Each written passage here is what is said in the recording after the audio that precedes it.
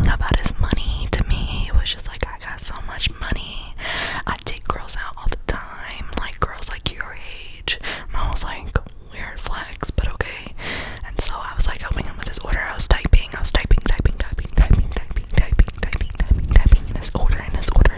in his order. And so he starts telling me about how he takes no, at first he asked me, he was just like, hey, are you into older men? And I was like, nope. Literally while I was typing there, I was like, nope, I am not. And he was like, oh, well, that's a shame because I take out girls your age. There's this one girl, I take her out all the time. She has a boyfriend, but he doesn't treat her right. And this is the kicker of the story. This is so funny. He was like, yeah, I take her to Applebee's, we get margaritas and stuff like that. And I was like, boy, are you expecting Applebee's margaritas to be the reason that I'm gonna go out with you? No sir, no sir, no thank you, no thank you. The Applebee's margaritas ain't worth it. But yeah, that was funny. A lot of the times, older men would hit on the younger girls that worked at the customer service desk, which is fucking weird. Okay, so let's talk about managers. So at my old Florida store, my managers weren't the best. At my Washington store, I loved my managers, but at the Florida store, they just weren't the best. So basically, where do I even start with this? So I was in a Florida store, so obviously a lot of people in Florida speak Spanish, and so like all of my friends that I had in my department were Spanish, and so I wasn't there that day, but my friend told me about this. So two friends, one of which spoke better Spanish than she does English, and she was helping out a customer who was a white lady. And so like there was just like a little bit of like a barrier. She just didn't like, and also like she was still new to the job. So my other friend comes up to her and starts kind of like talking to her in Spanish, like to describe how to fix the customer situation. And the customer was like, that is so disrespectful, like I clearly speak English and you came up here and started speaking Spanish right in front of me to my face, you're probably talking shit about me. And she was like, no, I was literally just explaining to her how to do her job, like how to like solve this situation for you. The lady was like, no, I want to speak to your manager, I want to speak to your manager. So manager gets up there and he's completely agreeing with the lady. Keep in mind, this manager is I think that he was Cuban, like from Cuba. So he is also I think this is the correct term, but Latino. So he was also Hispanic. That is the main takeaway. And he was siding with the lady, and he ended up writing up my coworker for speaking Spanish in front of a customer who was white. Literally saying that was the disrespectful part, was her speaking Spanish in front of a customer. Yeah. So she didn't fight it. Like a lot of people are just like, you can fight that, you can fight that. She was basically at her wit's end with the management anyway. She ended up quitting like a month or two later, which I don't blame her. I mean, it was bad. They were trying to get her, just those kind of managers. So, next up, I think that I'm gonna go ahead and do this right now, just to make it pretty simple for the timestamp. So, trigger warning for this reason, and skip to this time to stop hearing about it. So, basically, this customer comes up. Again, this is whenever I first started working there, so I was like freshly 19 years old. And he comes up and he's processing a return, and during the return he tells me, by the way, this is a little bit of a segue, I sorry to mention it during the story, but I have this necklace on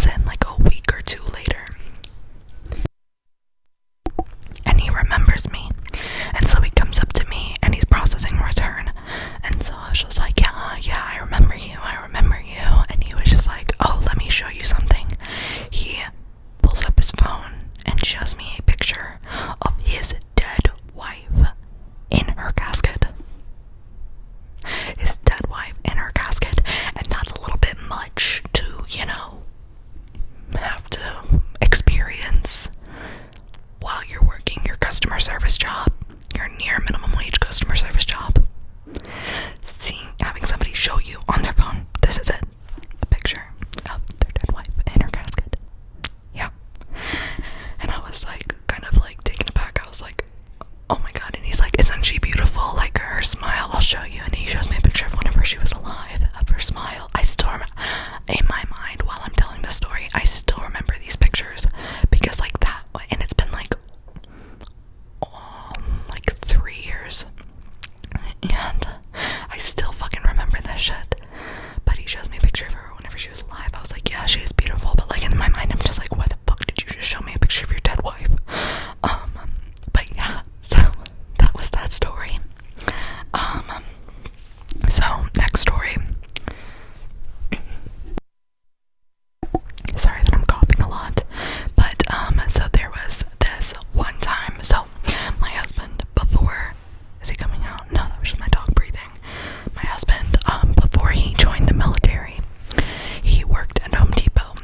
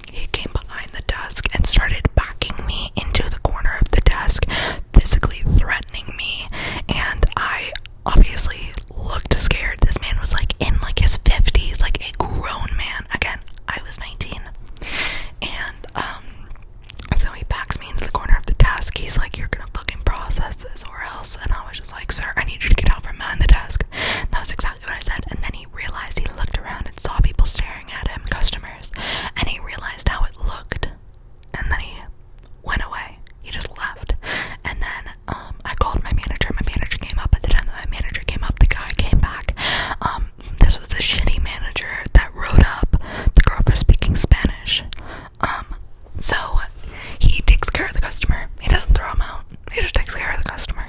And I was like, okay, this man just fucking threatened me. But okay. So yeah, that was another Florida story. Now on to the Washington stories. There are many Washington stories. I had a lot more crazy people in Florida. So, this one's really short and sweet. So there was this, one time where I was leaving, so I was like, I clocked out, I was walking out of the store, and like, it's really common for people to bring their dogs, and it isn't uncommon for their dogs to be off the leash, because they're so well trained. So, I just, like, I'm walking out, and I see a bunch of people crowding around this dog, and it's like a white, fluffy, like, curly haired dog, and I couldn't see the face yet, so I didn't know what kind of dog, but it was like a large dog. And so, I'm like, why are there so many people crowding around it? Like, it was off leash, so I was just like, maybe that's why. And I walk closer. It's a fucking sheep. It was a fucking sheep. It was a fucking off leash sheep. And I was like, okay, like, I'm just gonna say the company, like, why is this sheep in Home Depot right now? Why is this sheep in Home Depot right now? But, so yeah, that was that story. Two more stories and then we're done. So I actually didn't write this one down, but I just remembered it. So I was actually going to transfer from one store to another store whenever we moved into this house. I did for a little bit, and the physical threats of violence were just a lot for me at that store, like guns and knives and stuff like that, and it was normalized among the associates. Like, there were men that would, hi Bubba, there were men that would follow women out to their cars regularly. Like, it was, I didn't know the areas, but it was in a really bad area in this general area of Washington. And so, hey, stop. He's like bothering me right now. Bubba, stop. So, it was in a very bad area, so I ended up moving back to my old store and just making the drive until recently, which was like 30 minutes with no traffic. With traffic, it was about an hour. And so, so I was leaving my old store, and it was like my last day. I was closing. I was helping this customer with a phone sale, which is when I ring up the product and then I call somebody that they already pre-planned with, and the person over the phone pays for the product. So, and so, basically, I have to put him in my husband's room. He's crying for my husband. Sorry about that. I had to, like, figure that out. So basically, this guy, his girlfriend was gonna pay over the phone because his card got denied. That is important because he was a piece of shit. So I just want to mention that his card got denied. But basically, I was processing it and stuff like that, and then this one girl who was like, I was really close to in the store, she came up and she was just like, oh, Nicole, is this your last day? And I was like, yeah, and stuff like that. Like, I wasn't actively talking to the guy or anything. I was just waiting for the system to, like, finish up what it was doing before I called the customers. No, it was after I called the customer's girlfriend, I think. No, it was before. Anyway, so the customer kind of makes, like, an offhand comment, like, why did she just talk to you whenever you're helping me? And so I didn't bother with it. So I finished up the phone sale, and I told him afterwards, I was like, oh, just so you know, like, it's my last day here, that's why she asked me. And he was like, oh, I don't give a fuck. I don't give a fuck if it was your last day here. Like, she shouldn't talk to you while you're helping me. You are on my time. Meanwhile, the store is already closed. Like, he came to check out, like, 5 minutes after the store closed. Like, I wasn't even supposed to be up there. And he was just like, oh, I don't give a fuck. She interrupted me whenever. She didn't interrupt him, but he was like, she interrupted me whenever you were on my time. And I was like, sir, this feels a lot like you're my property, which I don't vibe with. Quite frankly, I don't vibe with it. And so, he starts calling her a bitch, and I'm like, you shouldn't use that kind of language. Like, I'm straight up telling him, like, I don't give a fuck. I'm like, don't use that language whenever you're talking about somebody. And he was like, I don't care. She was paid a bitch. And so, as he's leaving,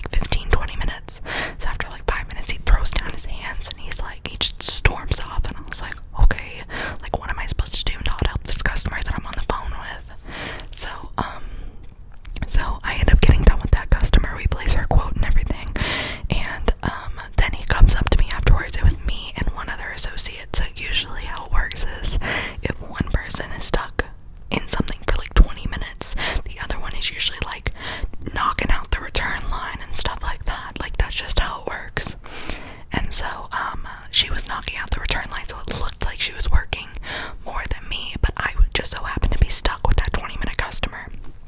So there's a lot of build up, but anyway, so he ends up coming up to me, and he was like,